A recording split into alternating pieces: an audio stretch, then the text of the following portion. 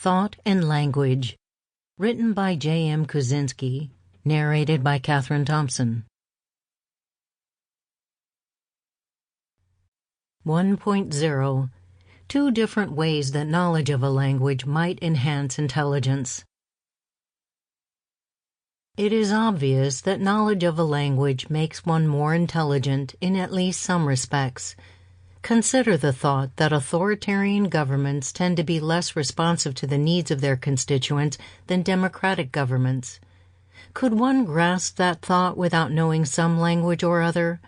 We have, I think, at least some inclination to say no, and more generally, we are reluctant to regard creatures that cannot interact with reality through a language, or in any case through some sort of symbolic medium or other, as being capable of grasping, let alone delineating the consequences of abstract principles, or therefore of thinking about reality in a discursive manner.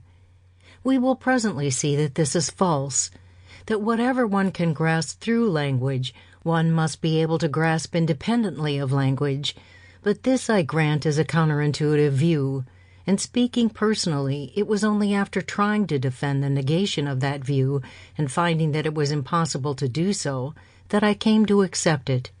Still, our untutored intuitions do, I think, incline us to hold that, but for the knowledge of a language of some kind or other, a creature would be incapable of thinking discursively about the world.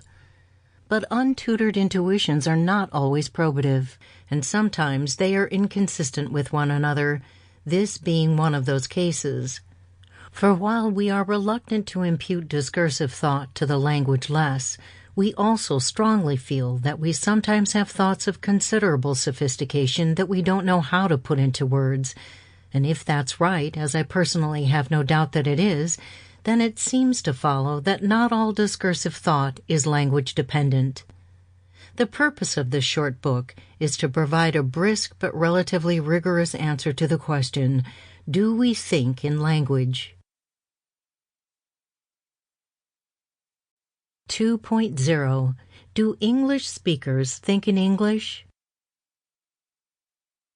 Do we think in language? No. But before we can say why, there are two very different versions of the view that we think in language. Version number 1.